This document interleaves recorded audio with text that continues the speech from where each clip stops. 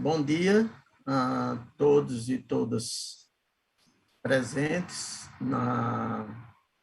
para participar dessa mesa do Congresso Brasileiro de Epidemiologia. E eu gostaria de agradecer inicialmente tanto a Abrasco pela chance que nos oferece a cada etapa, né, para aprofundar e discutir as questões de saúde, nutrição e todas as questões voltadas ao espaço da desigualdade e do direito humano à saúde, à nutrição e aos demais aspectos. E também o grupo da Universidade do Ceará, que vem coordenando esse congresso de uma forma virtual, né, que é uma novidade. Essa mesa redonda, bem objetivamente, ela vai tratar dos desafios da Agenda 2030 para a saúde da criança, na perspectiva de garantir a nutrição e o desenvolvimento integral na primeira infância. Esse é o ponto central. Eu só gostaria de tomar um tempinho, e é rápido. Eu queria fazer uma homenagem à professora e minha amiga, Ana Marlúcia de Oliveira, que eu acompanhei nos últimos dias. Ela nos deixou no dia 5 de novembro.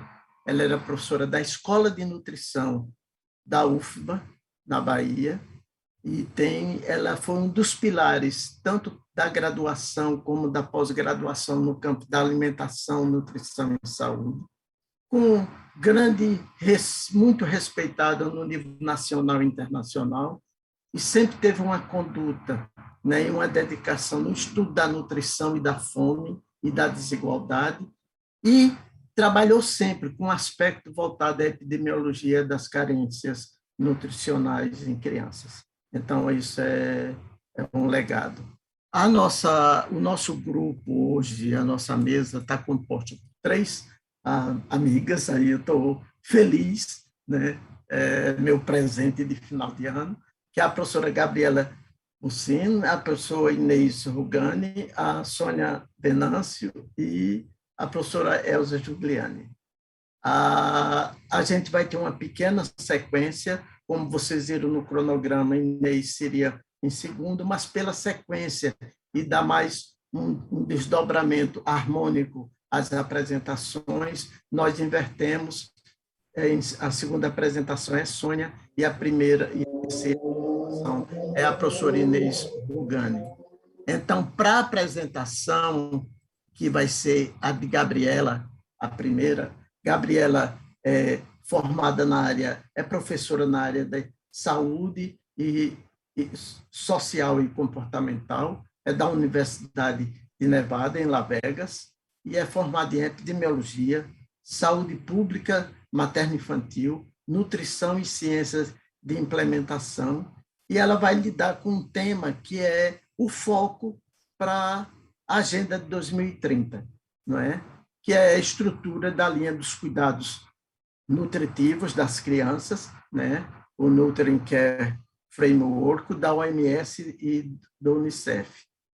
Essa estrutura ela está centrada em 5 aspectos, dos quais Gabriela vai abordar, né? E, na sequência, Sônia vai falar a experiência no Brasil. Obrigado. Então, Gabriela.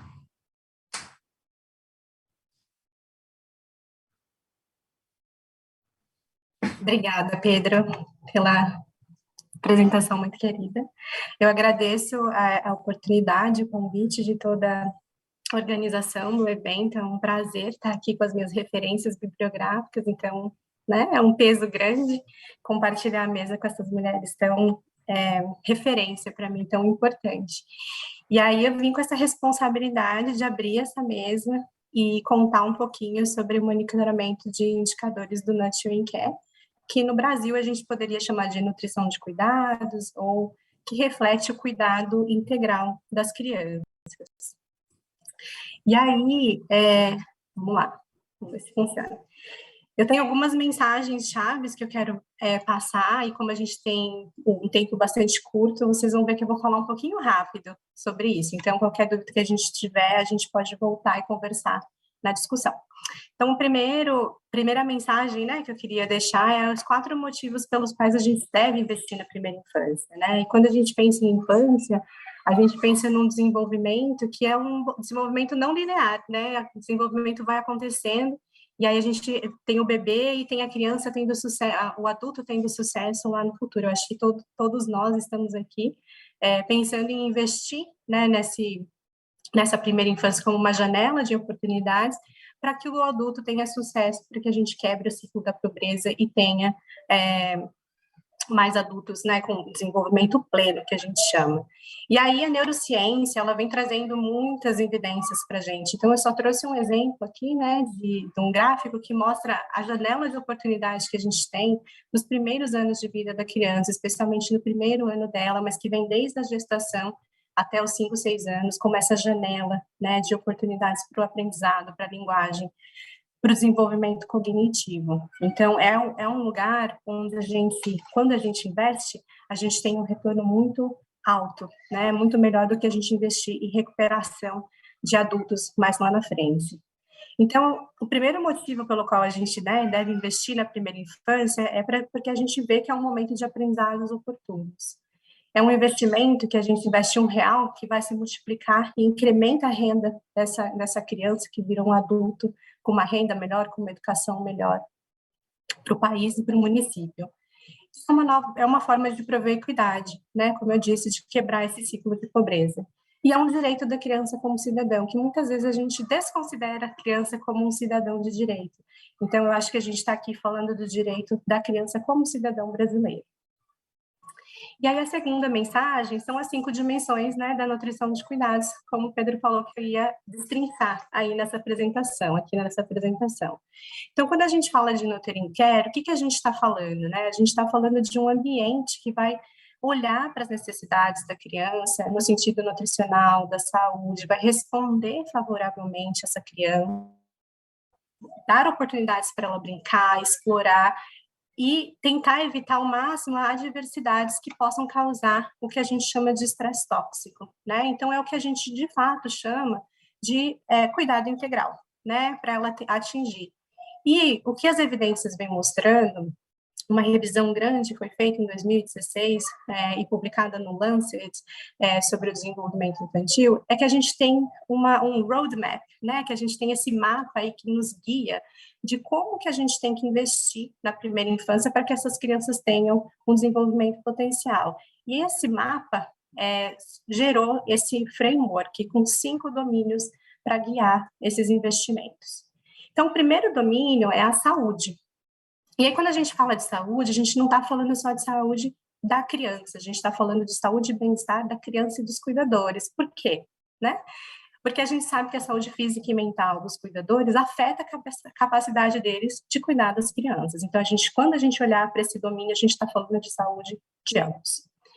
A nutrição. Então, a nutrição, ela também, de ambos, porque a gente sabe que o estado nutricional da mãe durante a gravidez vai afetar todo o desenvolvimento do feto e o bem-estar.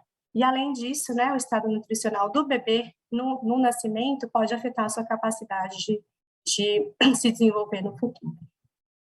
Segurança e proteção. E aí eu acho que esse campo é um campo que de alguma maneira é inovador, porque traz a gente para refletir de perigos físicos, de estresse emocional, riscos ambientais. Então, quando a gente fala de grandes capitais, a poluição, como algo que pode, de fato, gerar estresse tóxico nessas crianças e afetar o desenvolvimento infantil.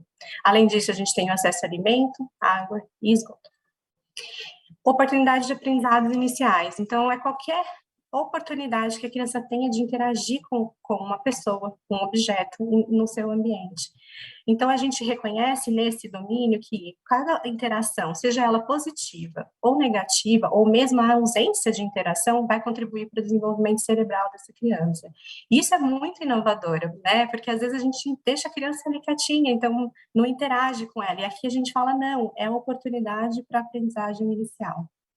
E, por fim, por último, mas não menos importante, pelo contrário, é o cuidado responsivo. Então, refere-se à capacidade do cuidador de perceber, compreender e responder aos sinais do seu filho de maneira oportuna e apropriada.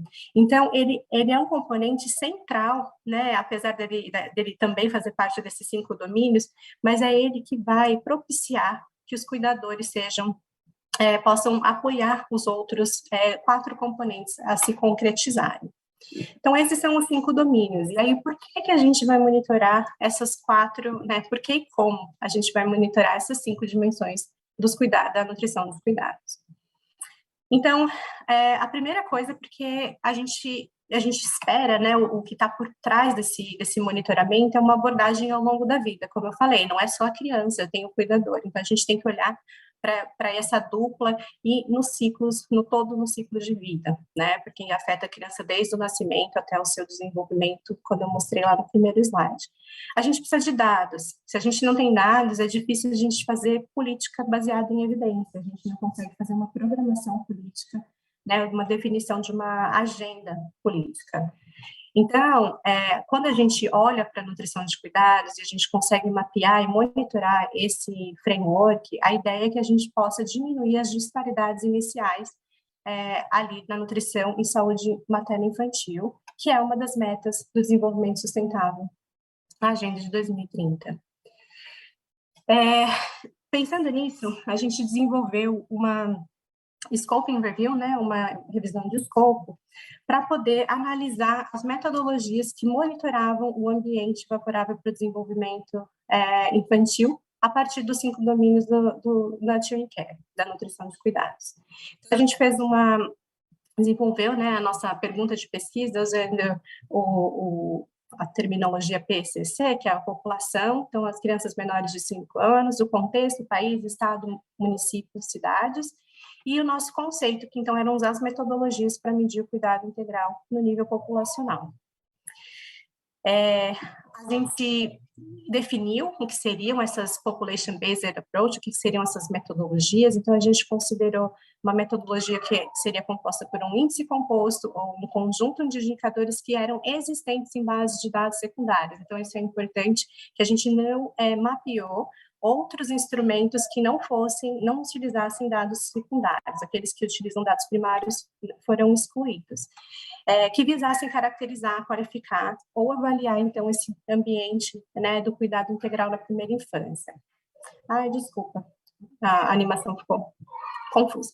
A gente fez uma estratégia de busca bem ampla, a gente finalizou essa estratégia de busca em agosto do ano passado, definimos critérios de elegibilidade, a gente fez uma extração bastante cuidadosa, classificando esses indicadores, se eles eram índices, se eles eram um conjunto só de indicadores, a gente descreveu esses indicadores, e a gente tem 3 produtos que eu quero apresentar para vocês hoje, que é a lista de indicadores que a gente classificou nos 5 domínios, eu vou contar quantos indicadores nós encontramos aí pelo mundo para mapear esses 5 domínios. A gente também classificou esses indicadores na Agenda 2030, e a gente também definiu alguns desafios para desenvolver essa metodologia, as metodologias que estão monitorando, que a gente pensa que é poucas, né, mas eu vou mostrar para vocês se surpreendeu. Então, quando a gente fez esse processo de revisão sistemática, a gente localizou 2.692 registros, mas a gente incluiu 32 metodologias, né, medindo aí o Nurturing Care no nível populacional. Metade delas era um grupo de indicadores, né, um pouco mais da metade, e 47% eram índices compostos, então era um índice que definia, classificava aquele país, aquele município. E aí a gente viu algumas características que eu acho que é interessante destacar. A maioria delas foi produzida, essas metodologias, entre 2018 e 2020. A maioria teve como a unidade de análise o país, então a gente tem muitas metodologias que medem a questão da oferta no país e não nos níveis mais locais. A maioria foi realizada em países de média e baixa renda, que é bastante esperado também, porque o foco tem sido esse, e apenas 12% foi guiado pelo Nurturing Care, por esse framework que eu estou contando para vocês. Aqui eu trouxe só alguns exemplos, não, a ideia não é eu destrinchar esses exemplos, mas eu trouxe esses exemplos para vocês verem. Então, a gente tem o Nurturing Care Country Profile, que mede, então, aí a unidade como país, né? Então, a gente tem para os países. A gente tem o State of Babies nos Estados Unidos, então, que vê os estados, e aí mostra alguns indicadores em relação ao estado. E a gente tem o IMAP aqui no Brasil, que mede o município, que eu vou contar um pouquinho mais para vocês, mais para frente. Resultados interessantes. A gente encontrou que o cuidado responsivo, apesar de ser, como eu disse para vocês, aquele domínio que a gente, né, é a base para os outros domínios acontecerem, super poucos indicadores foram identificados. Então, menos da metade das metodologias que a gente identificou tinha algum indicador relacionado ao cuidado responsivo, que nos indica que esse domínio ele precisa ser melhor medido. Nós identificamos 867 indicadores individuais, então a gente encontrou uma variabilidade muito grande de indicadores. E nós conseguimos agrupar eles em 100 grupos por similaridade.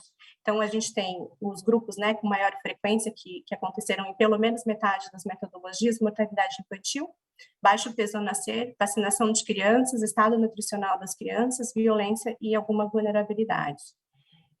Esses grupos de indicadores ligados aos objetivos da Agenda 2030, mais relacionados ao objetivo 3, 10 e 16. E os desafios metodológicos que a gente encontrou, né? Então, acho que eu já fui falando um pouquinho, a falta de clareza na definição do conjunto de indicadores, a gente não tem um conjunto de indicadores que seja flexível para todos os contextos, a qualidade e disponibilidade de dados secundários é sempre uma questão discutível, as questões de equidade, a gente não tem os dados, né, desagregados da forma com que a gente precisa para poder dar conta dessas inequidades ou mostrar as questões de equidade. A gente não tem índices que sejam validados, então os índices mostram um número, mas a gente não sabe se eles estão correlacionados com alguma questão do desenvolvimento infantil, se eles estão medindo o que eles se propõem a medir. E a gente viu que o compartilhamento de dados com os usuários finais, ou seja, com os gestores, né, quem vai tomar a decisão, muitas vezes é difícil. Então, a gente tem que encontrar formas mais inovadoras de comunicar esses dados. E aí, por que e como monitorar, né, as dimensões da nutrição de cuidado no Brasil? A gente sabe das primeiras infâncias no Brasil, né? Então, a gente sabe que 4 de 10 crianças vivem em situação de pobreza, né? E aí a gente tem, então, uma situação nos municípios de pobreza endêmica, insegurança alimentar, agravada pela Covid, e desigualdades raciais que muitas vezes não são nem colocadas na mesa durante o desenvolvimento infantil. Por isso, né, e acreditando que o município é um lugar de potência para se desenvolver ações para a primeira infância, a gente desenvolveu o Índice Município Amigo da Primeira Infância. E aqui tem uns artigos que a gente publicou e que a gente explica toda a metodologia, porque agora eu vou explicar, mas de uma maneira muito sucinta, como que o IMAP foi criado. A gente criou, então, esse índice, Índice Município Amigo da Primeira Infância, em 8 etapas. A gente usou o modelo de nutrição de cuidados como nosso modelo para a seleção de indicadores. A gente fez toda uma metodologia participativa, governamentais e não governamentais, para desenvolver, para identificar esses indicadores, fossem indicadores que fizessem sentido para os gestores, né? E aí a gente foi desenvolvendo todas as etapas até que a gente gerou um índice para cada domínio do Nurturing Care e um índice geral.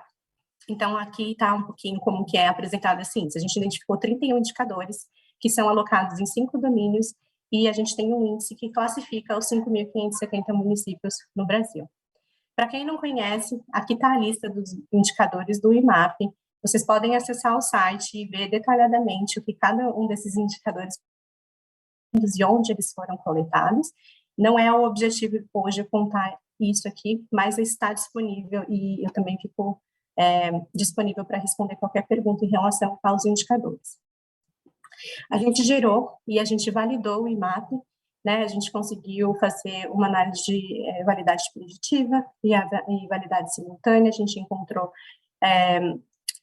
correlações altas, né, já que a gente está medindo o ambiente, não necessariamente o nível individual, e então a gente mostrou que o IMAP ele mede o que ele está se propondo a medir, que é um ambiente que vai propiciar um desenvolvimento infantil melhor. E aí, a gente tem aqui no mapa, né, olhando numa coisa mais agregada, de uma forma mais agregada, as inequidades na nutrição de cuidados nos 5.570 municípios brasileiros. Quando a gente olha assim, acho que fica evidente, né, quando as inequidades, onde estão, onde investimentos, e aí, apesar da gente ver a região norte e nordeste, aí nos domínios de saúde, nutrição e aprendizado, com mais vermelhas, que significa, então, mais baixos IMAPs, né, a gente vê também uma concentração maior de vermelhos na segurança e proteção no centro-oeste, sul e sudeste, né, então, acho que vale a pena a gente pensar como que isso pode guiar a decisão dos tomadores de decisão, né, dos legisladores e dos municípios. Enfim, né, como que isso pode servir como uma chamada para o planejamento, né, e ação nessas 5 dimensões de primeira infância. A gente tem essa teoria de mudança política que, quando a gente oferece para os políticos, quando a gente oferece para os tomadores de decisão um dado compilado e manipular, onde eles podem participar do processo de construção, a gente teoriza, né, que por trás disso a gente pode impulsionar o desenvolvimento de formulação política, que ele aconteça de modo mais rápido do que ele aconteceria se não tivesse esse instrumento onde a gente mostra os dados de uma maneira tão clara onde estão os gaps, né? Então, a gente acredita que o IMAP pode ajudar a comparar as regiões e os esforços para promover a primeira infância. A gente vê, né, no IMAP, acho que ficou claro no mapa, mas também ficou aqui à disposição para falar um pouquinho mais, os domínios que necessitam de mais investimento. De uma certa maneira, sempre me perguntam, o IMAP é de quem? É da saúde, é da nutrição? Não é de ninguém, é da intersetorialidade, porque a primeira infância, ela é intersetorial. Ela precisa de investimento, ela precisa que o pai e mãe tenham trabalho, ela precisa que eles tenham, as famílias tenham comida, que as crianças tenham acesso à creche. Então, são um setor. E aí também identifica disparidades e oportuna o investimento mais equitativo. Queria agradecer, né, todas as nossas instituições participantes, os nossos financiadores, os nossos parceiros de trabalho, e terminar aí, né, comigo, brincando com meu filho, provendo cuidado responsivo, que toda criança, independente de raças ou estados sociais, tenha oportunidade de interações positivas e um desenvolvimento pleno da primeira infância. Obrigada. Obrigado, Gabriela, e eu acho que você cumpriu a tarefa, que num tempo muito curto, mas de explanar com os detalhes todos dessa proposta e para o desenvolvimento, né, humano até o ano 2030. E, na sequência, a nossa Sônia Venâncio, ela é pediatra, doutora em saúde pública, docente da pós-graduação em nutrição em saúde pública da USP, é pesquisadora assistente da direção do Instituto de Saúde da Secretaria de São Paulo, né, e coordena o programa de mestrado de profissionais de recursos humanos também da Secretaria de Saúde de São Paulo. O tema de Sônia é vinculado na sequência da de Gabriela, e a inclusão de indicadores de desenvolvimento infantil em estudos populacionais. Sônia. Obrigada, Pedro. Queria agradecer a oportunidade de estar aqui, né? Como você falou no início, foi um presente da Abrasco poder estar aqui com pessoas tão queridas, né? Conversando sobre esses desafios tão importantes. Então, bom dia a todos e a todas, né? Que estão acompanhando essa atividade. Eu vou compartilhar aqui, torcendo para que dê tudo certo. Apareceu para vocês a apresentação? Então, tá. Sim. Então, meu tema é esse, né? É a inclusão desses indicadores nos inquéritos populacionais.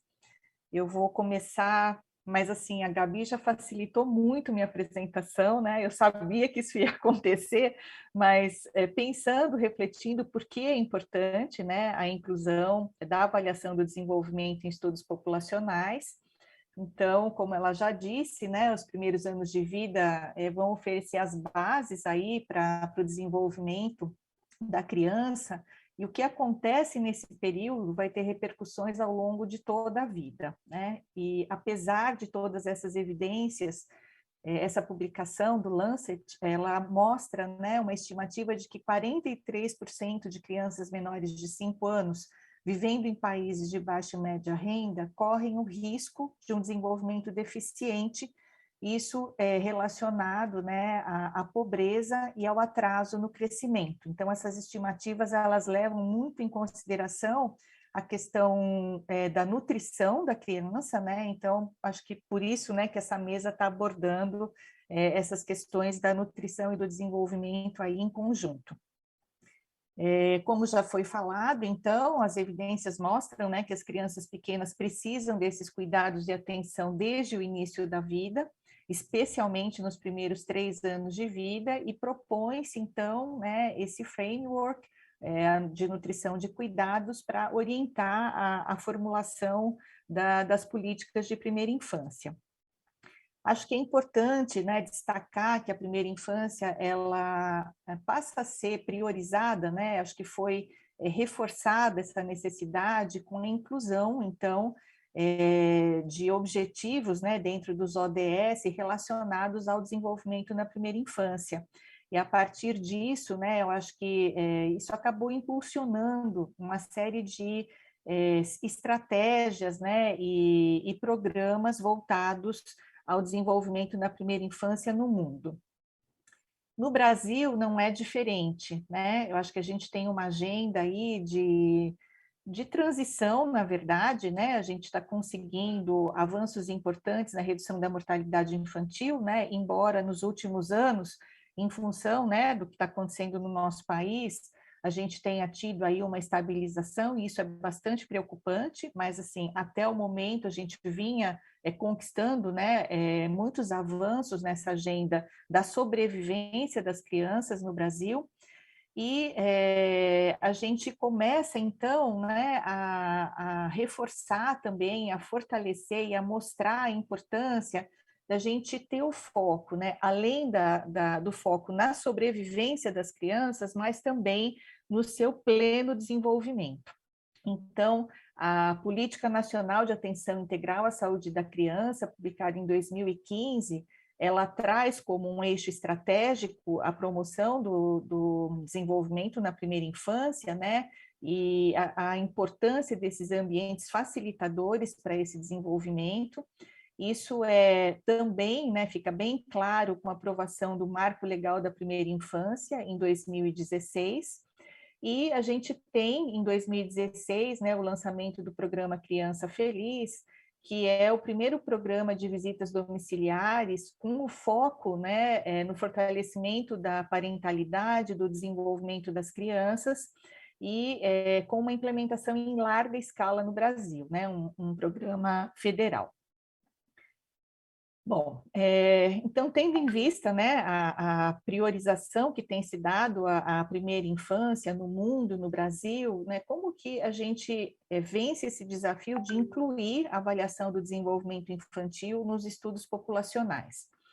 Então, a primeira questão, né, que eu trago aqui para discutir com vocês é que os nossos inquéritos, né, sobre saúde infantil, saúde e nutrição, até o momento não incluíam, né, a avaliação do desenvolvimento infantil. Então, nós temos poucos dados sobre como que as crianças brasileiras estão se desenvolvendo.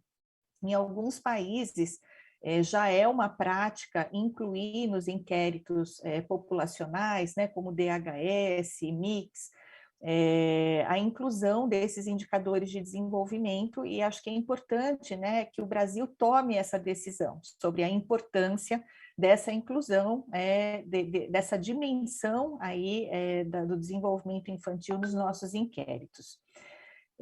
Além da necessidade de a gente ter dados, né, para a população brasileira, a população infantil brasileira, a gente também tem a necessidade de ter informações no nível local, né, para poder apoiar a implementação de ações nos territórios, né, para poder direcionar melhor essas ações em função de cada contexto. E um outro desafio, né, que eu coloco aqui é a escolha, então, do instrumento para avaliar o desenvolvimento infantil, né? Então, isso tem sido objeto, assim, de muita discussão entre os pesquisadores. Então, eu trouxe aqui alguns aspectos, né, que precisam ser considerados nessa escolha. Então, o que se pretende avaliar, na verdade, né? A gente precisa de um instrumento mais abrangente, né, que englobe vários domínios do desenvolvimento, ou a gente tem interesse em domínios específicos, né, como aspectos cognitivos, por exemplo. Qual a faixa etária, né, que a gente quer avaliar? Então, os instrumentos, eles variam, né, na avaliação de crianças de diferentes faixas etárias. Tem uma questão importante, né, desses instrumentos terem um acesso livre, né, ou serem protegidos por direitos autorais, necessitarem de autorização ou mesmo de compra dos kits, né, para se fazer a avaliação do desenvolvimento. Então, isso, né, quando a gente pensa em inquéritos populacionais, pode ser uma barreira importante. A outra questão é o tempo, né, de aplicação desses instrumentos. Então, por exemplo, né, a gente tem alguns instrumentos que são baseados na observação da criança no momento da avaliação, né, como o Denver, como a escala Bailey, e são instrumentos, né, que são mais demorados, precisam de pessoas com uma capacitação específica, né, para poder fazer essa avaliação. Então, essa é uma questão, né, é uma dificuldade que a gente tem quando a gente pensa na inclusão de um instrumento de avaliação do desenvolvimento. A outra questão, né, que é super importante, é analisar, né, se esses instrumentos, que a gente tem aí vários disponíveis, mas se eles passaram por etapas de validação para a população brasileira. Então, nesse sentido, a gente tem alguns instrumentos, né, que são baseados em relatos de cuidadores, que são, portanto, né, de mais fácil aplicação, mais rápida aplicação, e que passaram, né, por etapas de validação. Vou dar 2 exemplos, né? Um deles é o CRED, né, que foi desenvolvido por uma equipe da Universidade de Harvard e tem etapas de validação para a população brasileira, e o SWIC, né, que foi inclusive incorporado no ENANI. Não sei se a Inês vai citar isso, né, mas acho que o ENANI avançou muito ao incluir um módulo, né, de avaliação do desenvolvimento infantil, utilizando o SWIC, né, que é um instrumento, na verdade, de triagem clínica, né, ele foi pensado com essa finalidade, mas por ser um instrumento baseado no relato de cuidadores, ele pode ser incorporado também com facilidade nos inquéritos populacionais. E uma questão que se discute muito também, né, na escolha desses instrumentos, são os aspectos culturais, né? Então, se questiona, será que instrumentos, né, que foram elaborados pensando, por exemplo, né, na população estadunidense, né, será que eles são apropriados para o contexto das crianças brasileiras, com toda a sua diversidade, né? E a gente sabe, né, que esses aspectos culturais, eles influenciam, né, bastante o desenvolvimento das crianças e o que é valorizado para o desenvolvimento das crianças em diferentes culturas e diferentes contextos. Então, também existe um desafio, né, de um instrumento global, né, que possa fazer a avaliação das crianças em diferentes contextos. Bom, tendo em vista, então, né, todos esses desafios, né, que eu citei, nós nos propusemos, então, né, a desenvolver nesse projeto PIPAS, Primeira Infância para Adultos Saudáveis, uma solução, né, uma alternativa para a gente contornar aí esses desafios, tá? Então, esse projeto ele foi desenvolvido no âmbito de uma chamada pública, né, apoiada pelo Ministério da Saúde, CNPq e Fundação Bill e Melinda Gates, uma chamada, né, que tinha o foco na sobrevivência e desenvolvimento das crianças brasileiras. Então, o projeto teve como objetivos a elaboração e validação de um instrumento para avaliação do desenvolvimento infantil de rápida aplicação, pensando na inclusão em inquéritos populacionais, e a aplicação desse instrumento, então, né, pensar uma estratégia para aplicar esse instrumento nos municípios para gerar dados locais durante as campanhas nacionais de multivacinação, como a gente vinha fazendo, né, para acompanhar os indicadores de práticas de alimentação infantil. E desenvolvemos também um aplicativo aqui, numa segunda etapa do projeto, né, para facilitar a coleta e o gerenciamento dessas informações. Então, o nosso instrumento, ele é composto de duas partes, e essa primeira parte, né, ela é voltada exatamente para captar indicadores relacionados aos 5 domínios do Nurturing Care, né? Então, a gente faz a coleta de dados pensando em oferecer para o município resultados, né, sobre saúde, nutrição, aprendizagem oportuna, segurança e proteção e os cuidados responsivos. E a segunda parte do questionário, né, que a gente chama do questionário de avaliação do desenvolvimento PIPAS, o QAD-PIPAS, é uma ferramenta de fácil e rápida aplicação, é baseada no comportamento de crianças de 0 a 59 meses, e esse comportamento é relatado, então, pelos cuidadores principais da criança, engloba questões relacionadas aos 4 domínios do desenvolvimento infantil: motor, linguagem, cognitivo e socioemocional. E a gente pensou, então, num instrumento, né, para fazer um monitoramento de indicadores no nível populacional. Então, o nosso questionário, ele não se propõe a ser um screening clínico, né, mas sim oferecer essa possibilidade de monitoramento de indicadores no nível populacional.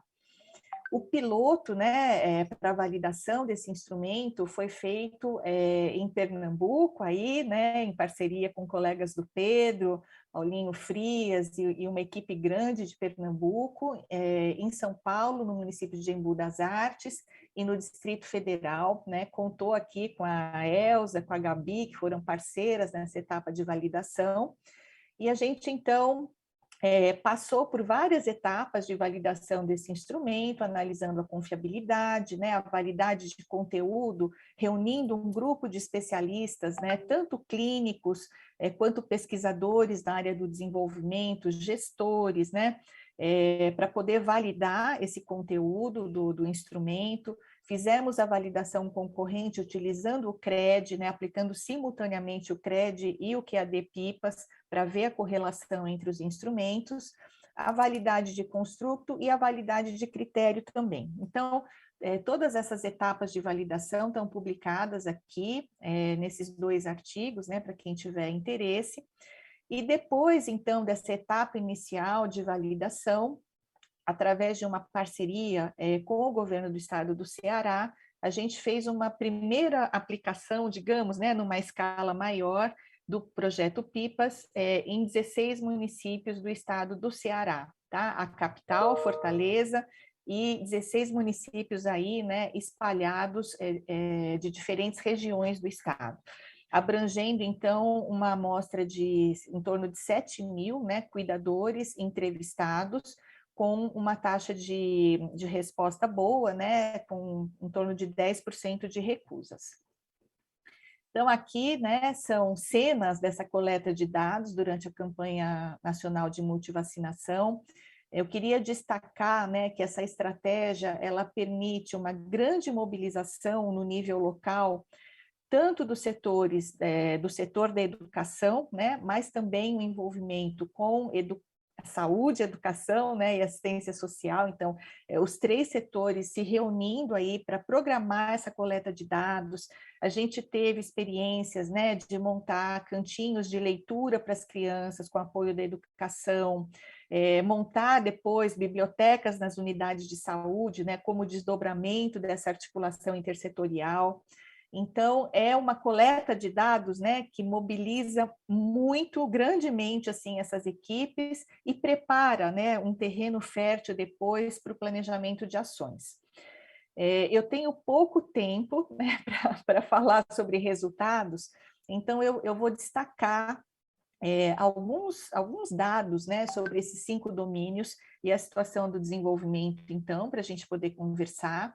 Então, no domínio da saúde, né, eu queria destacar aqui as visitas domiciliares na primeira semana de vida, né, é um dado que a gente não tem facilmente em sistemas de informação, né, em dados secundários, e a gente alcançou aí 84%, né, das crianças nos municípios recebendo nessa visita na primeira semana, mas eu queria destacar aqui, né, esses 2 dados aqui na lateral, são a variação entre os municípios, né, então isso variou de 28% a 90%, né, isso muito relacionado ao porte do município e a estratégia saúde da família ou não, tá? Então, acho que é um dado importante, né, para que os municípios possam se planejar para melhorar, né, a cobertura dessa primeira visita na primeira semana.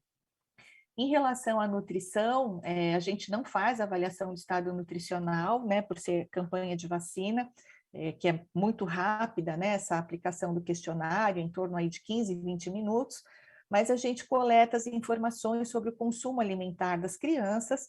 E eu queria destacar aqui, né, a amamentação exclusiva no primeiro mês de 53%, então a necessidade, né, da gente pensar, a Elza vai falar sobre isso, em ações, né, que possam trabalhar a promoção da amamentação exclusiva logo no começo da vida, né, no pré-natal, parto e nascimento e no início da vida, porque a gente perde muitas crianças em amamentação exclusiva logo no início, tá? E destacar também, né, o consumo de alimentos ultraprocessados, que tem em todos os municípios, sem muita variação, né, aqui 84%, esse dado tem assustado bastante, né, os municípios e mobilizado muitos municípios para ações.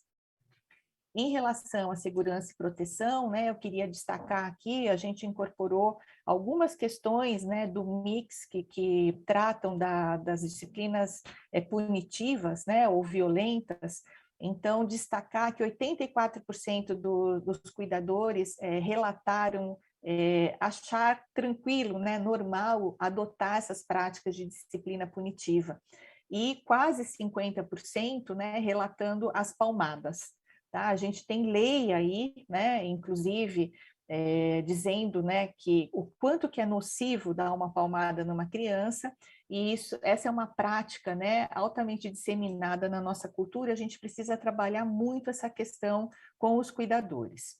Em relação aos cuidados responsivos, como a Gabi falou, é um domínio difícil de ser analisado, mas a gente está considerando aqui o engajamento, né, dos cuidadores com as crianças em atividades de estímulo ao desenvolvimento, né, também adotando aí as questões propostas pelo instrumento do UNICEF, o MIX, e aí a gente teve que 63%, né, das crianças foram engajadas nessas atividades, com uma variação aí de 51% a 72%. Então, esses dados mostram a importância de a gente trabalhar, né, com os cuidadores, essa abordagem, então, das disciplinas, né, não punitivas, não violentas, e o engajamento em atividades de estimulação. E, por fim, na aprendizagem oportuna, um dado que chama muito a atenção, a gente sabe da importância, né, da leitura para a criança nos primeiros anos de vida, e 65% das crianças, né, não tinham em casa um livro infantil ou um livro de figuras nesse inquérito, né? Isso melhora entre crianças de 4 e 5 anos, mas também, né, é uma questão cultural dos pais, né, valorizarem muito mais os brinquedos do que os livros. E essa atividade de leitura ela é fundamental para o desenvolvimento cognitivo e da linguagem das crianças de 0 a 3 anos. Nós encontramos, então, 13% das crianças, né, com um risco de problemas no desenvolvimento infantil. Como eu falei, o nosso instrumento não é diagnóstico, né? Então, a gente fala sempre em suspeita, né, e não num diagnóstico fechado de problemas no desenvolvimento, e isso variou nos municípios de 9% a 19%, né, e no município que apresentou 19% de prevalência, era o município que a gente identificou piores indicadores socioeconômicos também. Para que, então, né, que a gente faz todo esse esforço? Para propiciar o planejamento de intervenções no nível local. Então, a gente tem, né, como sequência aí da atividade de coleta, depois da mobilização que a gente faz dessas equipes, então a gente tem uma programação de seminários, de oficinas, onde a gente trabalha, né, de uma forma tentando traduzir, né, todo esse conjunto de informações em infográficos, em materiais mais simples, né, de interpretação. Trabalhamos com o processo de priorização, né, dos indicadores, os indicadores que precisam, né, de intervenções no curto prazo, no médio prazo, no longo prazo, tendo aí como base uma síntese de evidências que a gente fez, né, com as intervenções efetivas para promover o desenvolvimento na primeira infância. Isso acaba servindo para gerar ideias e para o planejamento de ações no nível local. Bom, para finalizar, então, né, falando da importância da gente abordar, né, a avaliação do desenvolvimento nos nossos inquéritos populacionais, a gente tem aí, nesse momento, né, está sendo desenvolvido, com a liderança da OMS, uma escala global para avaliar o desenvolvimento, GSED. Essa escala, eu participei da adaptação transcultural dela aqui para o Brasil, né, ela começou a etapa de validação, a etapa de campo, né, agora, e a gente tem uma perspectiva, então, como eu falei, é um grande desafio ter uma escala apropriada para diferentes contextos, né, mas é o que se propõe, então, essa escala global que está sendo aí elaborada com a coordenação da OMS, tá? Coloquei como perspectivas também, né, os resultados que o ENANI vai gerar com a inclusão da avaliação do desenvolvimento infantil, utilizando o SWIC, né, esse instrumento de triagem.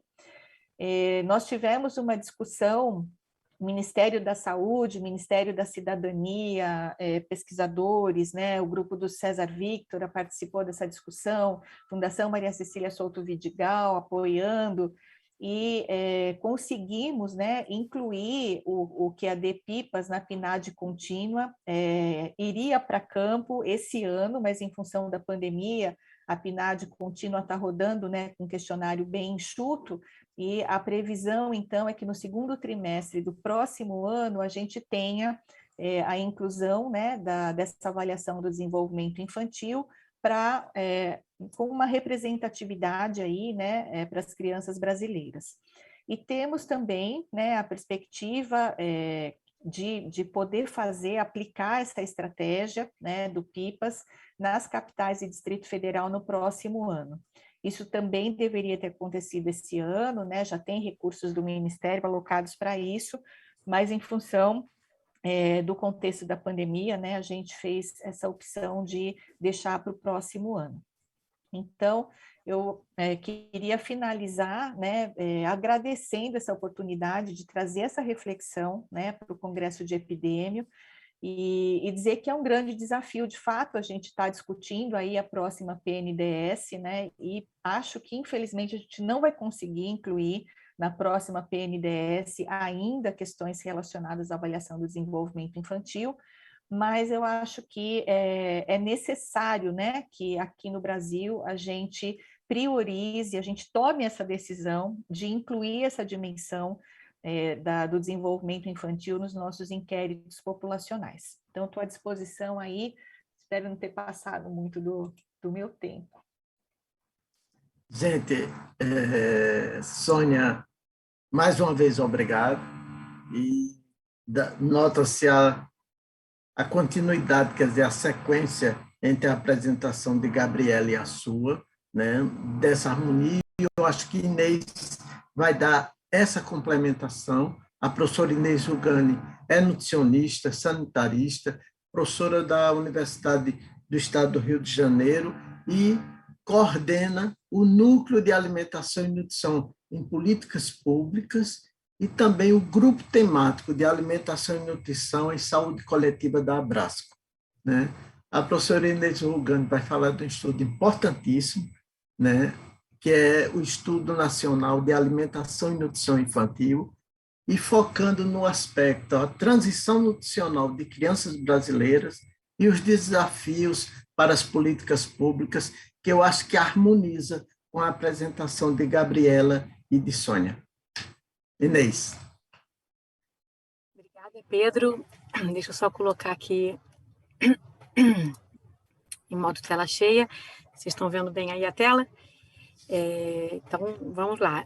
Queria primeiro dar bom dia a todo mundo, né? Agradecer muito o convite, dizer que é um prazer estar aqui com vocês. E antes de começar minha apresentação, eu gostaria de agradecer a Paula Normando, a Thalita Berti e o Pedro Andrade por terem apoiado a construção dessa apresentação e a toda a equipe da coordenação do ENANI por todas as reflexões que a gente vem fazendo em relação aos resultados do ENANI que culminaram com essa apresentação. Então, na verdade, eu estou aqui porta-voz de um coletivo, né, em relação a dados do ENANI. Então, vou falar um pouco sobre esse Estudo Nacional de Alimentação e Nutrição Infantil, a edição de 2019, resultados desse estudo, tendências temporais e implicações e desafios para políticas públicas. Bom, o ENANI ele é fruto de um consórcio de instituições acadêmicas sob coordenação do professor Gilberto Kac, da UFRJ, e a coordenação executiva reúne pesquisadores da UFRJ, da UERJ, da UF e da Fiocruz, mas nós contamos com parceiros de várias instituições acadêmicas de várias partes do país. O ENANI está estruturado em 3 eixos: avaliação do aleitamento materno e do consumo alimentar, avaliação do estado nutricional com base na antropometria e avaliação de biomarcadores de deficiências de micronutrientes. Nós estudamos domicílios particulares com crianças de até 59 meses em 123 municípios, vocês podem ver aqui o espalhamento dessa amostra. Estudamos 12.524 domicílios, 14.558 crianças, e entre as crianças elegíveis para a coleta de sangue, que eram as crianças entre 6 e 59 meses, nós temos dados para 8.829 que representam 70% dessas crianças elegíveis. O escopo do ENANI é bem amplo, a Sônia já antecipou algumas informações, a gente tem recordatório de 24 horas e marcadores de alimentação da criança em relação ao dia anterior, né, questionário fechado em relação a esses marcadores, também informações sobre práticas relacionadas à amamentação, uso de suplementos de micronutrientes, peso e altura de crianças e mães, desenvolvimento infantil, como a Sônia falou, culinária doméstica, ambiente alimentar comunitário e doméstico, escala de insegurança alimentar e também indicador econômico nacional, que nós atualizamos, e 12 marcadores sanguíneos de deficiências de micronutrientes. Fizemos procedimentos de ponderação e calibração da amostra, no sentido da aplicação de pesos amostrais aos dados das crianças avaliadas para a amostra ficar representativa da população de pesquisa, e também procedimentos de calibração para compensar não respostas e calcular as estimativas com base nos totais populacionais em relação a macro-regiões, faixa etária e sexo. Então, vamos aos resultados. Aqui, primeiro, os indicadores antropométricos, a gente pode ver, a gente encontrou, né, 7% de prevalência de baixa altura para a idade, 10% de excesso de peso, 3% de obesidade. Aqui, para excesso de peso e obesidade, a gente usou IMC para a idade acima de 2 e acima de 3 desvios padrão, então esse 3 está embutido nesses 10%, e para altura para a idade a gente usou o indicador clássico, né, índice de altura para a idade abaixo de menos 2 score Z. Em relação às deficiências de micronutrientes, eu destaco aqui esse conjunto de indicadores, né, anemia 10,1%, deficiência de vitamina A 6%, deficiência de B12 14,2%, deficiência de zinco 17,8%, insuficiência de vitamina D 4,3%. Vou começar aqui, quero fazer alguns comentários sobre esses números, né, são números muito novos para a gente. Primeiro, acho que essa informação, né, de que a gente pode ver que a insuficiência de vitamina D não é uma questão de saúde pública no país, isso é muito importante porque nós temos profissionais recomendando o uso profilático de vitamina D, então é importante a gente fazer esse alerta. Para a anemia e deficiência de vitamina A, nós já vamos ver a tendência temporal desses 2 indicadores, são somente para esses 2 a gente consegue comparar com o estudo nacional anterior, esses outros 3 indicadores é a primeira vez que a gente tem esse retrato, e uma coisa que eu gostaria de comentar é que para anemia, DVA e deficiência de zinco, a gente tem parâmetros da Organização Mundial da Saúde no sentido de interpretar essas prevalências para a gente avaliar qual é a gravidade do problema de saúde pública, né? Então, para prevalências abaixo de 20% para anemia e abaixo de 10% para deficiência de vitamina A, são consideradas pela Organização Mundial da Saúde como problemas leves de saúde pública. E prevalências de deficiência de zinco abaixo de 20% são consideradas, quer dizer, o cenário abaixo de 20% é considerado como não havendo problema de saúde pública. Então, a gente tem um cenário aqui favorável, comparado com esses parâmetros da OMS. Mas é importante dizer que esse é um cenário global do país. Quando a gente olha esses dados, segundo idade, escolaridade da mãe, macro-região, outros marcadores de nível socioeconômico, a gente vê importantes diferenças. Então, nesse momento, a gente tem um grupo de trabalho junto ao Ministério da Saúde, olhando para esses resultados, analisando esses resultados e organizando, redirecionando as políticas de prevenção, né, e controle de anemia e deficiência de vitamina A por meio da suplementação profilática universal com micronutrientes. Em relação ao aleitamento materno, vou falar muito rapidamente, porque a Elza vai aprofundar esses dados, né? Eu trago aqui só 2 indicadores. Aleitamento materno exclusivo abaixo de 6 meses, encontramos essa prevalência de 45,8%, e aleitamento materno continuado, considerando a janela de 12 a 23 meses, 43,6%. Para marcadores de alimentação, nesse slide eu trago 3 marcadores, 2 marcadores positivos e 1 negativo. O primeiro, que é a diversidade alimentar mínima, a gente construiu conforme recomendação da Organização Mundial da Saúde recente, né, que é de a gente trabalhar, considerar que atingiu diversidade alimentar mínima a criança que na véspera tenha consumido pelo menos 5 desses 8 grupos de alimentos listados aqui à esquerda, e a gente encontrou que pouco mais da metade das crianças atingiu essa diversidade alimentar mínima. Em relação a esse outro indicador, consumo de carnes e ou ovos, aqui é um marcador, né, de alimentos proteicos não lácteos, e a gente teve uma prevalência bem expressiva, quase 83%. Já esse outro marcador, que é um marcador negativo, né, que é não consumo de frutas e hortaliças na véspera do estudo, a gente pode observar que de cada 4 crianças, uma não consumiu nem frutas e hortaliças. Em relação a alimentos ultraprocessados, é importante explicar como é que esse gráfico está organizado e a prevalência de consumo de grupos de alimentos ultraprocessados. Então, a gente trabalhou com 10 grupos marcadores de alimentos ultraprocessados e a gente pode observar que 11% das crianças somente não consumiram algum ultraprocessado na véspera do estudo. E, por outro lado, quase 43% consumiram 3 ou mais grupos desses alimentos. E a gente pode ver aqui nesses dados aqui quais são os campeões aí de consumo, né? Biscoitos, farinhas instantâneas, iogurtes, outras bebidas açucaradas, mas também uma presença importante de guloseimas, refrigerantes, etc. Bom, em relação a tendências temporais, eu vou trabalhar a evolução das prevalências e da dinâmica das desigualdades regionais, socioeconômicas e de cor ou raça, comparando a Pesquisa Nacional de Demografia e Saúde, de 2006, com o ENANE, 2019. É importante dizer que essa é a primeira vez que a gente está compartilhando esses resultados, nós ficamos super felizes de ter essa oportunidade de compartilhar esses resultados aqui no Congresso de Epidemiologia da Abrasco e dizer que esses resultados vão ser publicados em um número temático dos cadernos de saúde pública que está previsto aí para 2022. Então, eu trago aqui para vocês o resumo dessa tendência temporal dos 6 indicadores que a gente tem condições de comparar entre os 2 estudos. Infelizmente, a forma que a gente coletou dados de alimentação é diferente, né, da forma que na PNDS foi coletado, então a gente não tem como comparar indicadores de alimentação. Então, para esses, a gente pode observar uma queda importante da anemia, de 20,5 para 10,1, uma queda importante da prevalência de deficiência de vitamina A, de 17,2 para 6%, e um aumento de 6,6 para 10,1% de excesso de peso.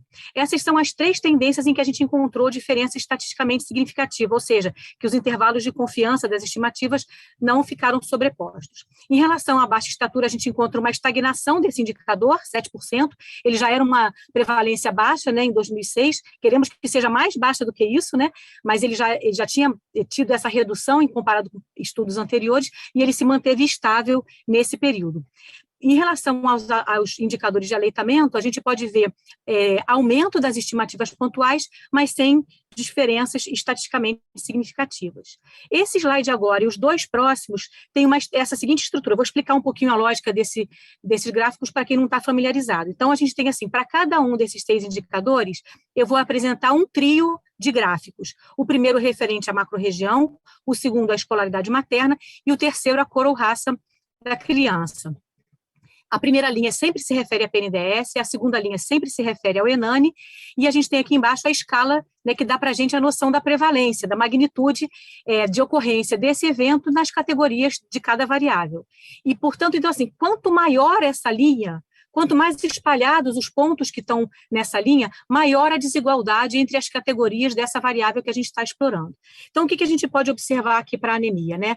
Exceto para a região norte é essa bolinha lilás mais clara aqui, que a gente observou aumento da prevalência de anemia. Para todas as outras categorias que a gente analisa, a gente vê melhoria das prevalências de anemia e uma diminuição mais expressiva das desigualdades entre as macro-regiões, porque também em 2006 era das 3 variáveis que a gente usou aqui, era que tinha maior desigualdade, né? Em relação à deficiência de vitamina A, comparado com a anemia, a gente pode observar uma redução mais expressiva das desigualdades nas 3 variáveis, e tem esse resultado aqui que parece inconsistente, né, em relação à prevalência de deficiência de vitamina A em crianças filhas de mulheres com 12 ou mais anos de escolaridade, mas mesmo que a gente considere somente essas outras 3 faixas de escolaridade, a gente pode observar, comparando 2006 com 2019, essa redução da desigualdade.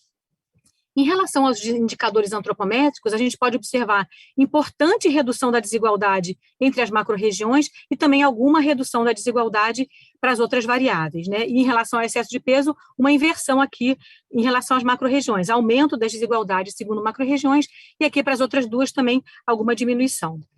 Em relação ao aleitamento materno, a gente pode observar, em geral, melhoria dos indicadores em todas as categorias das variáveis analisadas e diminuição das desigualdades também para os 2 indicadores. Bom, partindo para o final da minha fala aqui, né, a gente tem aqui o desafio de conversar sobre implicações e desafios para políticas públicas, né? Então, primeiro eu queria resumir esse retrato da transição nutricional em crianças brasileiras, esse retrato feito em 2019, né?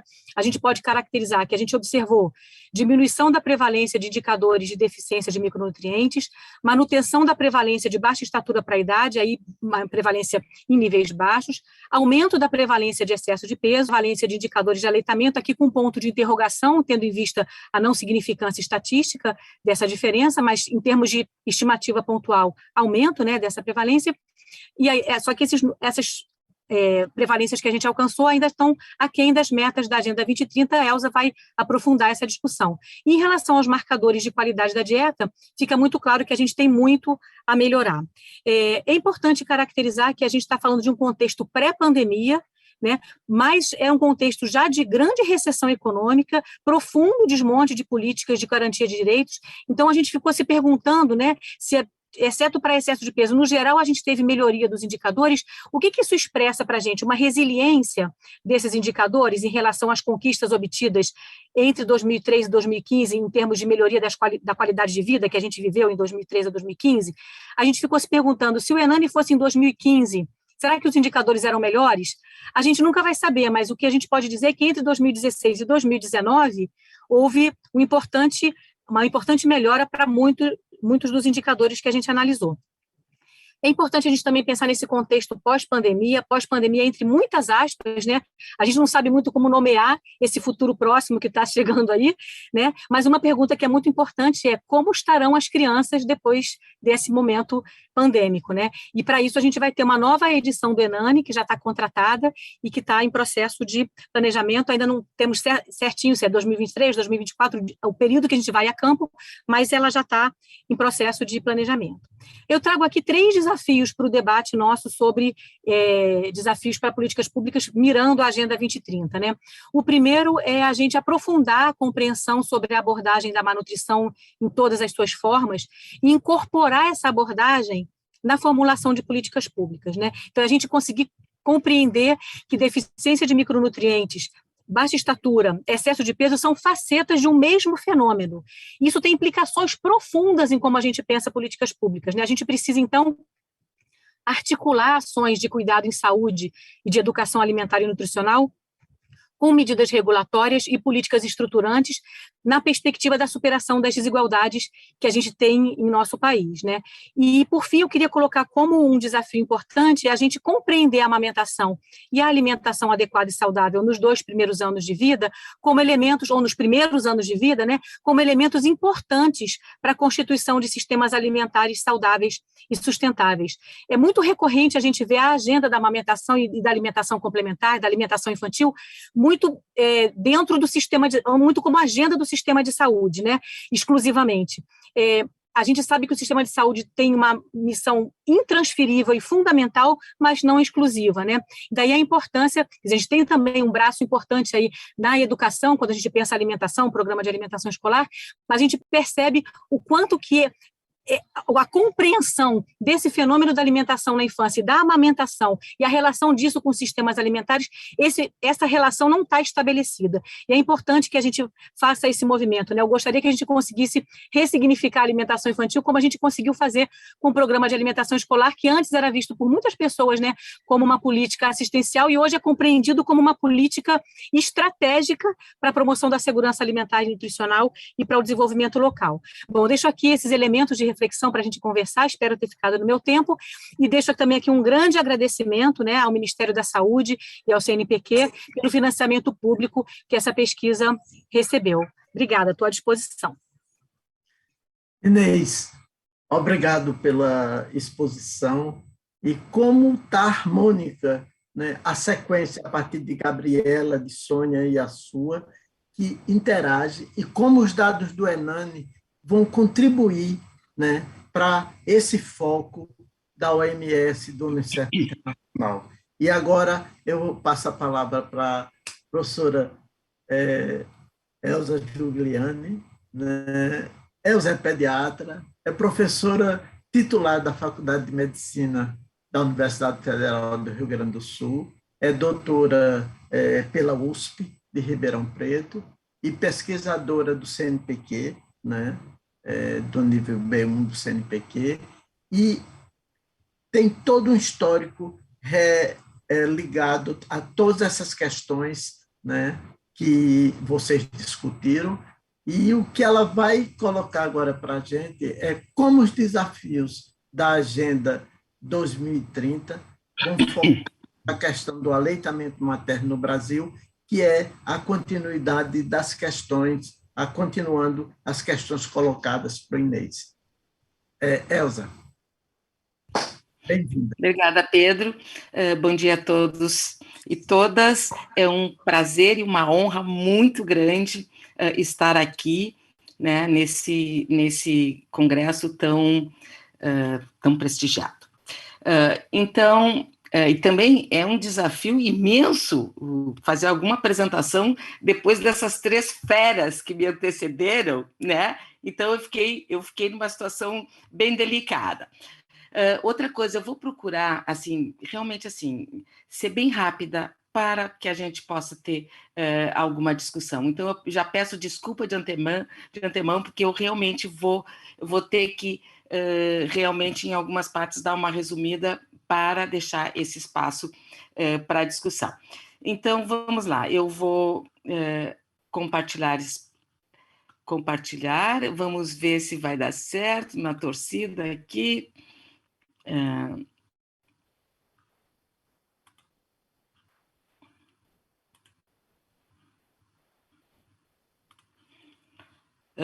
Só um pouquinho.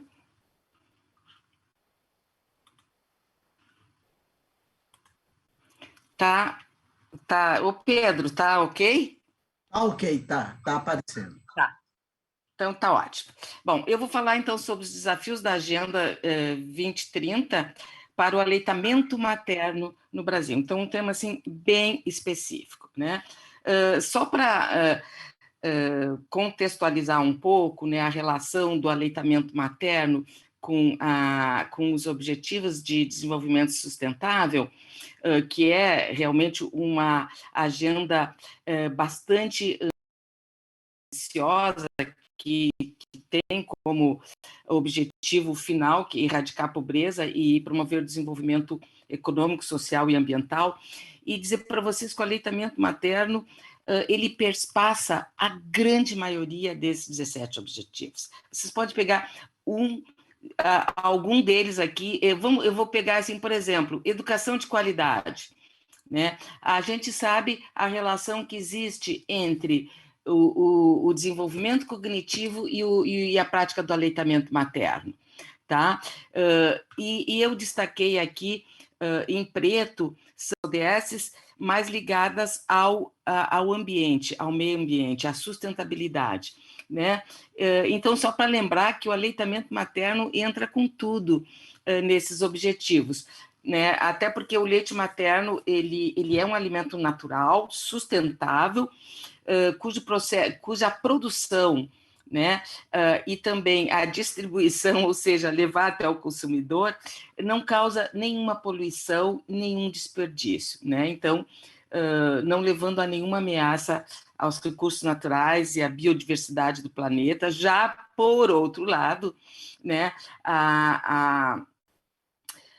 os substitutos do leite materno, né, ele afeta profundamente o ambiente devido aos seus métodos de produção, embalagem, distribuição, preparação, né, deixando aí uma pegada ecológica. Só para dar um exemplo assim bem rapidinho, né, é estarrecedor a gente constatar que para a fabricação de 1 quilo de leite em pó são gastos, além de toda a energia, né, 4.000 litros de água, né?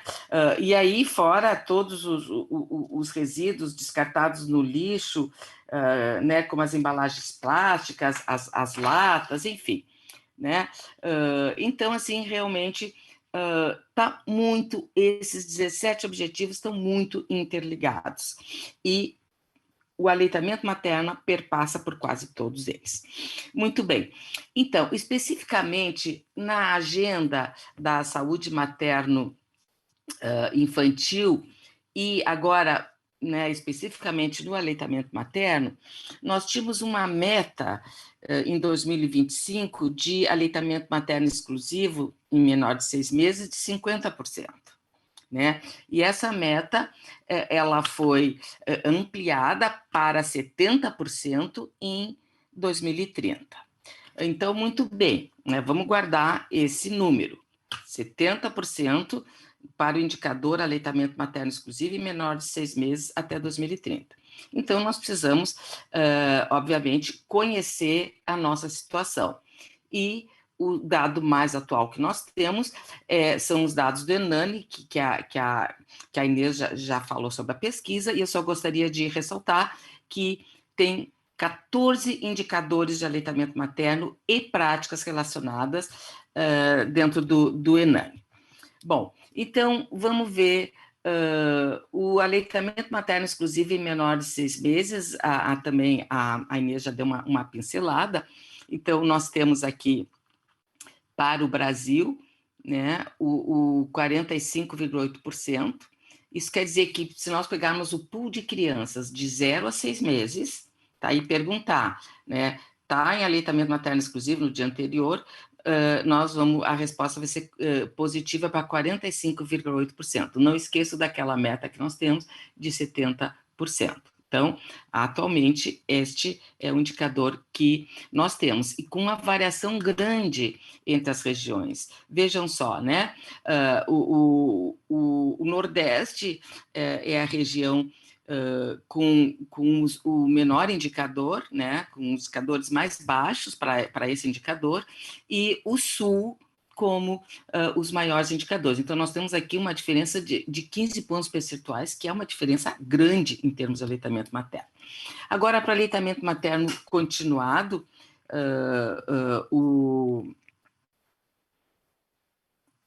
de 1 ano, nós temos 43, praticamente assim, um pouquinho menos da metade das crianças né, sendo amamentadas até 1 ano.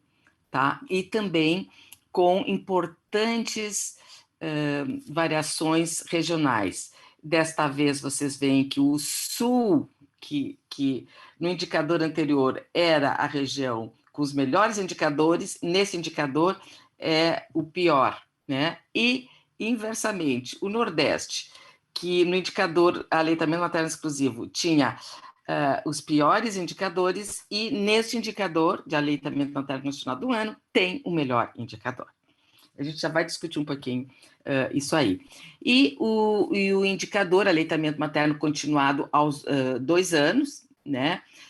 Nós temos, assim, que praticamente 1/3 das mulheres estão cumprindo a recomendação da Organização Mundial da Saúde, que é de amamentação por aleitamento materno por 2 anos ou mais. Então, nós estamos, né, com praticamente 1/3 das mulheres praticando segundo a recomendação. Tá? Bom, em termos de tendências, né, vamos começar pela tendência do aleitamento materno exclusivo. Tá? Eu peguei as 2 últimas PNDS, a de 96 e a de 2016, e comparei com o Enane agora de 99. Então, a gente realmente observa, né, que houve avanços, né, sempre avanço, em nenhum momento assim, houve uma estagnação ou uma diminuição, ou uma piora dos indicadores, né? Só que assim, ó, eu acho que nós temos agora que refletir um pouco, né? Entre a PNDS 96 a 2006, nós temos 10 anos, com uma diferença percentual, índice, né, de índice percentual de 13,2%, o que dá um acréscimo, né, nesse indicador de 1,32% ao ano. E aí, o intervalo entre a PNDS 2006 e o Enane 2019, nós temos aí 13 anos, com um acréscimo em termos de pontos percentuais de 8,6%, o que dá, né, 0,66% de avanço nesse indicador ao ano. Então, vocês percebem a desaceleração, né, ao longo do tempo nos avanços dos indicadores, né, fazendo com que, né, para atingir a meta de 70% em 2030, que é a meta estipulada, nós precisaríamos avançar nesse indicador 2,7% ao ano, o que ultrapassa em muito o nosso ritmo atual e mesmo o anterior. Então, assim, né, é um baita desafio. Né? Nós estamos aí com um desafio realmente muito difícil de ser enfrentado. E se a gente continuar no ritmo atual, o tempo estimado para atingir essa meta, nós só vamos atingir daqui a 36 anos, gente, em 2057. Né? Muitos de nós já não estaremos mais aqui. Enfim, tá? Então, só para mostrar o tamanho do desafio que nós temos para atender a meta de aleitamento materno exclusivo em crianças menores de 6 meses. Essa é a tendência do aleitamento materno continuado por 1 ano no Brasil.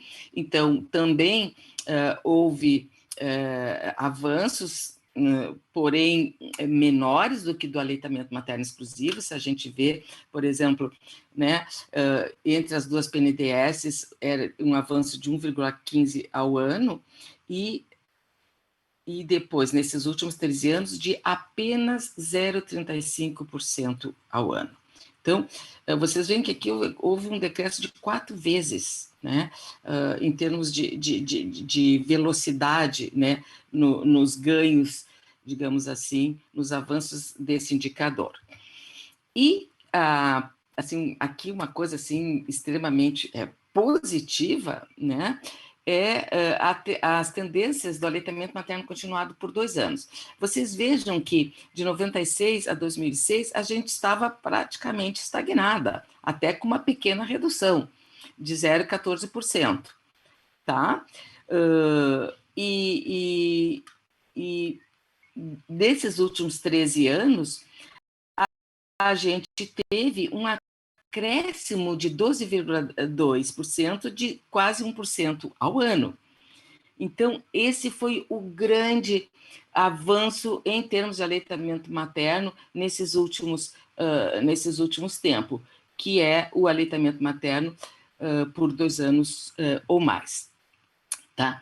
E eu gostaria também de frisar, que eu já comentei com vocês, que quando a gente vê o indicador aleitamento materno nessas regiões, né, vendo que houve uma inversão completa, né, o Sul, que era o melhor nesse indicador, passou a ser o pior no aleitamento materno continuado, o que isso nos diz? Nos diz que são determinantes diferentes. Então, se nós temos que, muito provavelmente, ter ações específicas, para aumentar o aleitamento materno exclusivo, a exclusividade do aleitamento materno, e, por outro lado, para ampliar a duração do aleitamento materno como um todo. Né? Então, tem essas peculiaridades que não é um pacote único. Tá? Então, nós temos que levar em conta as peculiaridades do padrão de aleitamento. O que nós estamos querendo, digamos assim, trabalhar aleitamento materno exclusivo, aleitamento materno, que não necessariamente as estratégias são exatamente as mesmas. Tá? Bom, então, nós temos, de dado positivo, nós temos um dos poucos países, né, que eu conheço, raríssimos até, que temos uma política nacional de promoção, proteção e apoio ao aleitamento materno, embora essa política ela não seja oficial, mas ela existe até um documento mostrando as bases, né, dessa política, e nós temos todo aqui essa estrutura aqui de engrenagem, mostrando as diversas estratégias, né, em termos de políticas públicas, tá? Que estão interligadas. Então, é a tal da engrenagem, né? Para toda essa engrenagem funcionar, nós precisamos estar com tudo azeitadinho, né? Então, eu acho que a Sônia, eu acho que falou, ou a Gabi, que então, nesse exato momento, nós não podemos dizer que nós estamos assim com todas essas ações, que elas existem, elas estão atuando, mas a gente sente que nos últimos tempos, em função de todo esse contexto sociopolítico e também pandêmico, né, que houve né, digamos assim, uma desaceleração na intensidade dessas diversas ações que nós temos, né, para promover, proteger e apoiar o aleitamento materno. Então, o que é necessário para, assim, de uma forma assim, muito ampliada, o que é necessário para continuar avançando nos indicadores de aleitamento materno? Em primeiro lugar, gente, investir. Né? O Brasil investe muito pouco em promoção do aleitamento materno, sempre investiu pouco, e agora, então, não sei nem se dá para dizer que investe pouco ou está praticamente não investindo. Tá? Então, isso é uma coisa que tem que ser melhorado. Né? E é com pesar que a gente diz isso, porque cada dólar investido na amamentação pode gerar o reembolso de $35. Qual é a bolsa? Qual é o investimento que a gente faz que tem esse resultado? Né?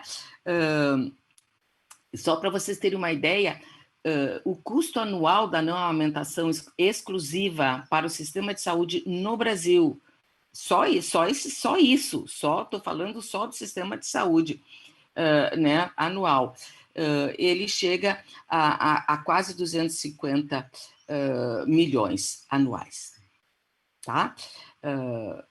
O que não é pouca coisa. Né? Então, vocês veem assim, tudo que a gente gasta com diabetes mellitus tipo 2 materno, que poderia ser diminuído com a prática do aleitamento materno, a diarreia em crianças, infecções respiratórias, pneumonias em crianças. Tá? Bom, enquanto nós perdemos dinheiro por não amamentar e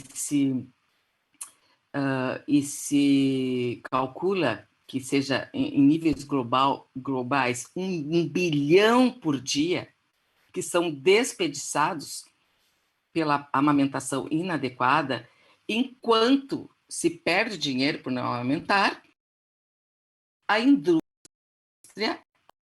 dos seus lucros. Um super recente, 2021, mostrou que o consumo de fórmulas infantil no mundo aumentou 121,5% entre 2005 e 2019. Tá? Então, aqui vocês veem que isso é válido para qualquer nível socioeconômico dos países, né? E para cada país, assim, tem umas peculiaridades com relação ao tipo de fórmula infantil. Tá? Mas eu acho que esse dado é importante. Enquanto nós estamos perdendo dinheiro, a indústria continua ganhando dinheiro. Então, né, eu coloco aqui que, além de investir, nós temos que resistir.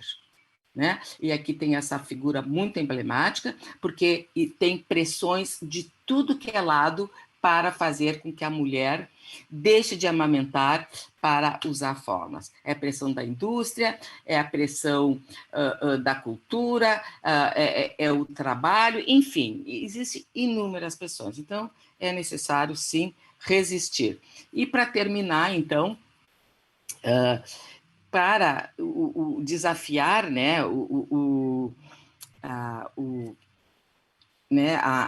para que a gente atinja as metas de aleitamento materno e continuar, assim, além de não só atingir a meta, mas de continuar avançando nos indicadores, né, nós temos que abordar todos os determinantes do aleitamento materno. Esse é um modelo conceitual assim, muito interessante, publicado pelo Rollins, no Lancet, e a gente tem que, né, ter um olhar tanto no nível individual, né, das duplas mãe-bebê, quanto nos diversos cenários, nos sistemas nos serviços de saúde, a família e da comunidade como um todo, trabalho, emprego, né? Então, é necessário ter um olhar para todos esses determinantes. Porém, na medida que esses cenários e esses fatores individuais já estão, assim, de alguma maneira, bastante trabalhados, né? Nós temos um grande desafio, porque nós não vamos conseguir continuar avançando como a gente estava avançando antes e como continuamos avançando, se cada vez mais as mudanças estruturais vão ser necessárias para se considerar. Se a gente for fazer uma pesquisa entre as mulheres, praticamente 100% vai saber da importância do aleitamento materno, vai saber da recomendação, mas elas encontram uma série de dificuldades, inclusive estruturais, para manter a amamentação. Nós podemos, assim, só dar como exemplo, por exemplo, a ampliação da licença maternidade é uma incoerência muito grande, né? A gente recomendar aleitamento materno exclusivo por 6 meses, e essa é a recomendação oficial da Organização Mundial da Saúde e do Ministério da Saúde do Brasil, e a mulher não ter uma licença maternidade de 6 meses.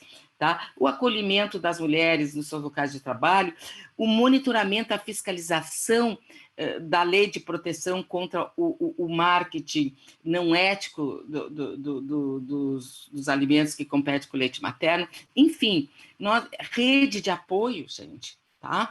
Então, assim, vai ser necessário realmente entrar de cabeça nessas mudanças estruturais, além do que já vem fazendo dentro daquele esquema, né, do sistema que eu botei para vocês, né, que a gente já faz.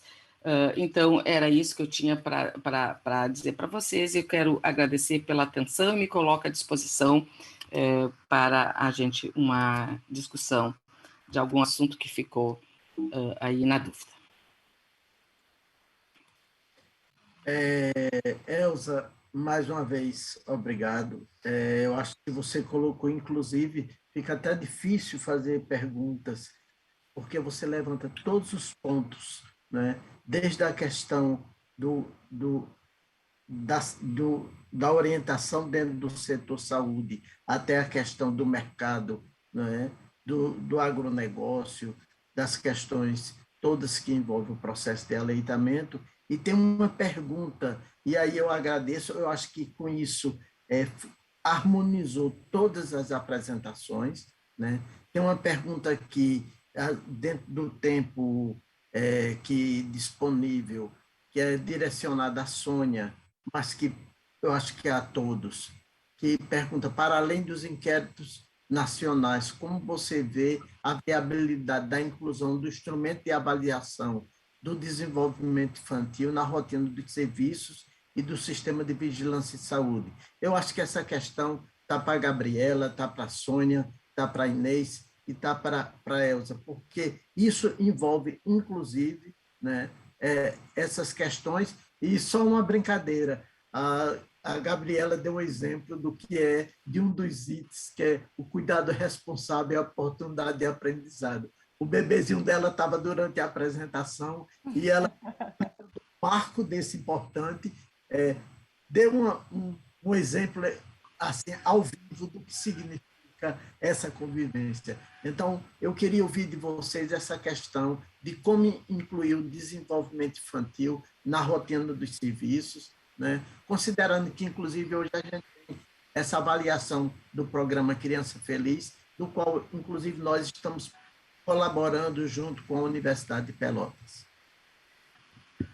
Posso fazer o comentário, começar? Então, super obrigada aí pela pergunta, acho que essa é uma questão fundamental, e eu tenho uma boa notícia, né, que eu não sei se todo mundo sabe, que o Ministério da Saúde incluiu já no ESUS, que é o principal sistema de informação da atenção primária, os marcos do desenvolvimento infantil que constam na caderneta da criança. Então, as equipes de atenção primária, elas já podem inserir essas informações. Nesse momento ainda, os relatórios não estão disponíveis, mas a gente acredita que em breve também as equipes vão ter esses relatórios, assim como os gestores municipais. Então, eu acredito que é muito importante, né, incentivar as equipes para que façam a vigilância. A gente tem um instrumento que é a caderneta da criança e agora é possível, sim, né, inserir esses dados no sistema da atenção primária. A gente sabe que esse é um grande desafio, né, porque na vigilância alimentar e nutricional, que a gente já está há muitos anos, né, batalhando para que aconteça essa vigilância, a gente ainda tem, né, embora com melhor, a gente ainda tem uma baixa cobertura populacional desses indicadores no CISVAN, né? Tanto do estado nutricional, que é um pouco melhor, mas do consumo alimentar muito pouco. Então, a gente sabe, né, da importância, de fato, de incentivar as equipes, intensificar, né, as ações para que esse monitoramento, essa vigilância, ela se dê tanto para a questão, né, do consumo alimentar e estado nutricional, e agora, né, recentemente, com a incorporação também dos marcos de vigilância do desenvolvimento. Gente, então, tem um aviso que está próximo da finalização, mas eu acho que ainda tem espaço para alguém fazer uma colocação ou não, eu não sei. Aí é a comissão que está coordenando lá a tecnologia. Já encerramos. Então, a Andréia mandou um agradecimento e dizendo que o tempo estourou. Gente, desculpa, eu realmente não, desculpa não, a pergunta era nesse foco